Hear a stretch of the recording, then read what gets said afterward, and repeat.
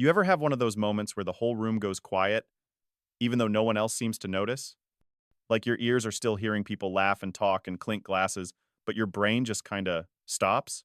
Yeah, that was me, right in the middle of my own engagement party, standing there, holding a plastic flute of cheap champagne, while this guy I barely knew raised his glass and said, "To the love of my life, may she finally find what she's looking for."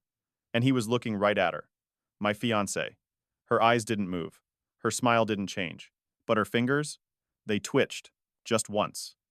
Like she was trying not to reach for something. Or maybe trying not to run. But let me back up a bit. This isn't the kind of thing that just happens overnight. It starts small, with little things. At first, I didn't think much of him. His name was Drew. She called him an old friend from college, said they'd stayed in touch over the years. She told me about him early on, like maybe 2 months after we started dating. Just a quick mention, while scrolling through some pictures on her phone. Oh, that's Drew. We used to date like forever ago, but now we're just friends. And the way she said it, so casual, so breezy, I didn't even blink. I mean, I've got a past. She's got a past. That's just life, right? So I nodded and moved on. But he kept popping up, little texts that made her smile when she thought I wasn't looking. Calls that she'd step out onto the balcony to take. I remember one night, she laughed at something he said, and then kinda caught herself, looked over at me and said, "He's just being stupid. He's harmless." And I believed her. Because I wanted to. Because I loved her. And when you're in love, man, you give people the benefit of the doubt. Maybe more than they deserve. Fast forward a year and we're engaged. Rings picked. Venue booked. Guest list growing by the minute. And one day she says, "Hey, I think I'm going to invite Drew." I paused. Just a beat. But she noticed. "He's been a big part of my life," she said. "I want him to see me happy." I didn't love the idea, but I said okay, because I trusted her. Or maybe because I didn't want to look insecure. Looking back now, I wish I'd trusted my gut instead. The night of the engagement party was beautiful. One of those early summer evenings where the air feels warm but not sticky, and everything glows a little orange around the edges.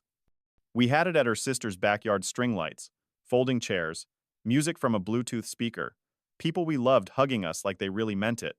And then he showed up. Late, of course. Wearing a blazer with no tie, carrying a bottle of wine he probably picked up on the way. He was tall, clean-shaven, had that kind of swagger that says, "I've always been the most interesting guy in the room." She lit up when she saw him. Not like she lit up for me. Not like a partner. More like a memory. He hugged her, a little too long. Called her Red under his breath, which I didn't get, but she smiled and blushed and waved it off. Said it was an old nickname. That should have been my first clue. But again, I let it go. I shook his hand. Firm grip. Long stare. Like he was sizing me up. Like he already knew something I didn't. And maybe he did. We went on with the party, laughed, took pictures, cut a cake shaped like a diamond ring. Everything was fine until it wasn't. Until that moment. The toast. He stood up near the end, clinked his glass with a fork, and said he wanted to say a few words. Everyone quieted down. He looked at her, not me, and started talking about how love isn't always easy. How sometimes it takes time to get it right. How some people leave an imprint you can't shake. And then he raised his glass and said that line. "To the love of my life, may she finally find what she's looking for." And smiled. At her. Not me, her. And she didn't flinch, didn't scowl, didn't correct him. She just smiled back, tight-lipped, like she was trying to keep something from spilling out. And I just stood there, frozen in the middle of the most public moment of our relationship, wondering who the hell I was actually marrying. I didn't sleep much that night. You know how it is. You smile for the rest of the party, you thank people for coming, you hold her hand like everything's okay. But inside, you're just trying to keep from unraveling. I lay there next to her, in that too-soft guest bed at her sister's place, staring at the ceiling fan going in slow, lazy circles, thinking about his words. The love of my life. He didn't slur, he didn't laugh, he meant it. And the way she looked at him, it wasn't anger, it wasn't shock, it was recognition. Like part of her was still back there, in whatever past they shared, no matter how far she said she'd moved on. I didn't say anything the next day. Or the day after that. I kept it all in. Smiled through brunch, nodded through wedding checklist conversations, went back to work and answered emails like my heart wasn't suddenly carrying this weight. But the more I tried to ignore it, the heavier it got. So one night, maybe a week later, I brought it up. We were cooking dinner well, she was chopping vegetables, and I was half watching the news, and I said, real calm.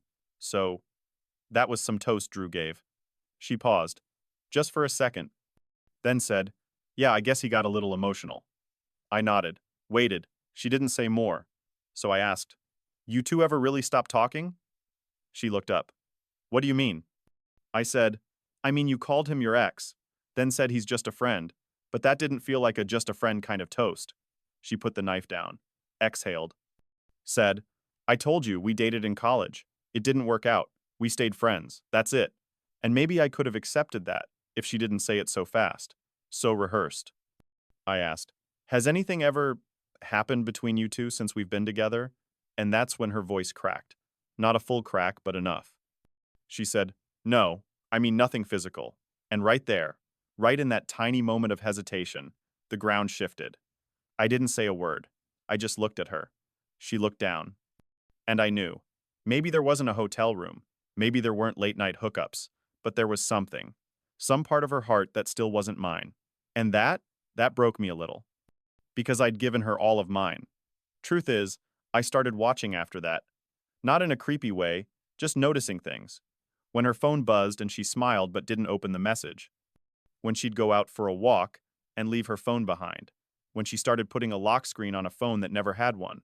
And then one night, while she was asleep, I went to get a glass of water. Her phone was on the kitchen counter, face up, lit up with a text. From Drew. It said, you know I meant every word. That's it. Just 7 words. But man, they hit harder than any long confession ever could.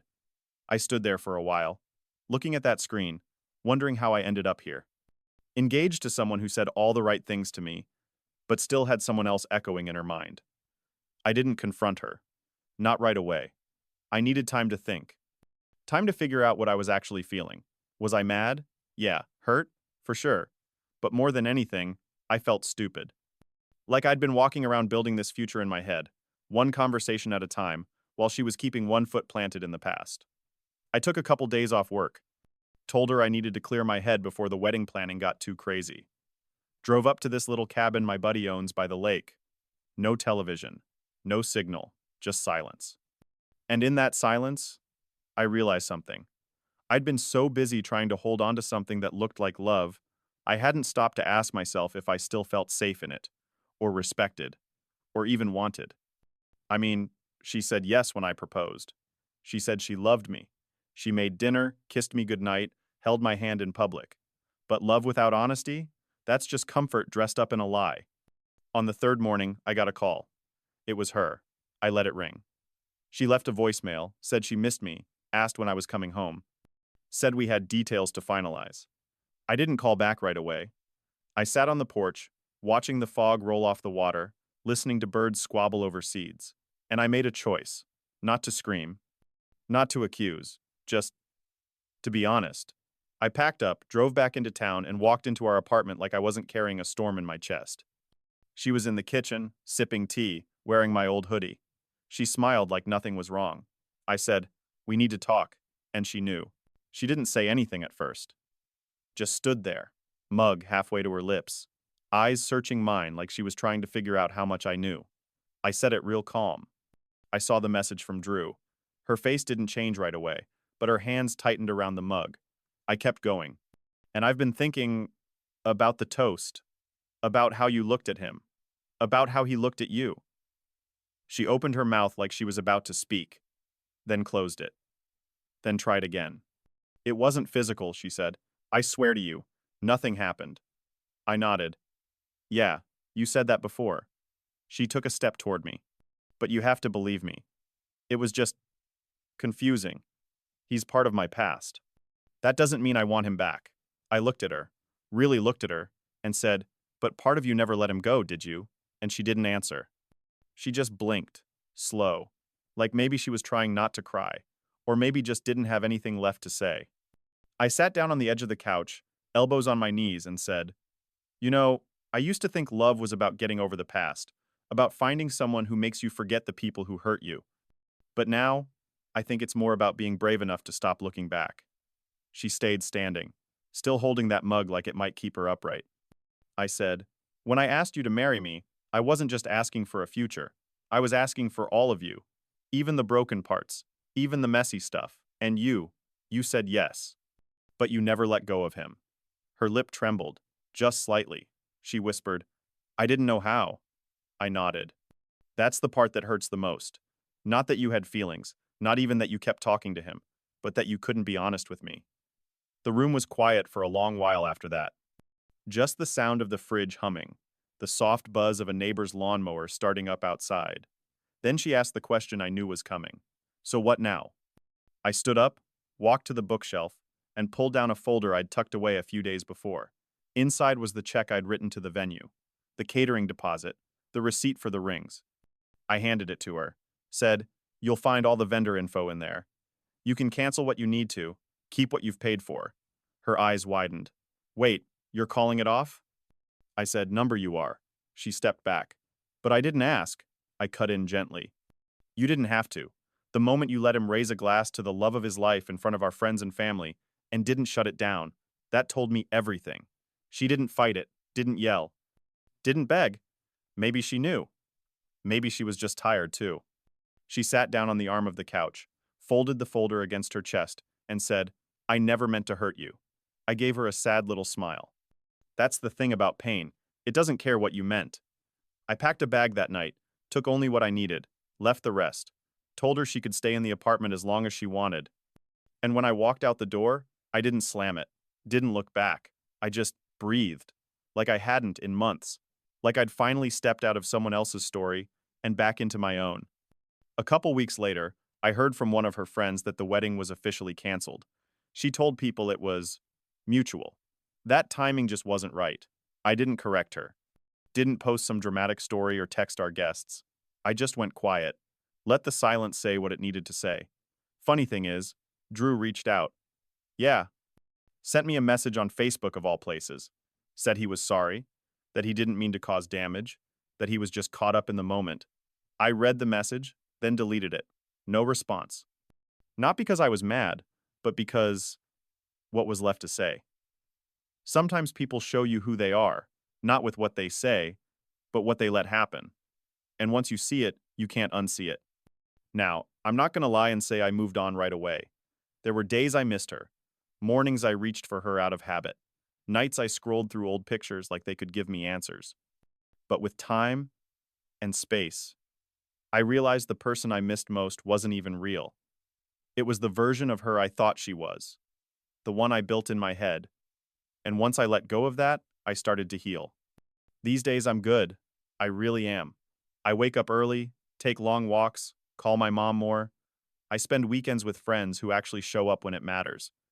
And if there's one thing I took from all of this, it's this. If someone calls their ex just a friend, but can't be honest about how much space they still hold in their heart, is believe the silence. It says more than words ever could.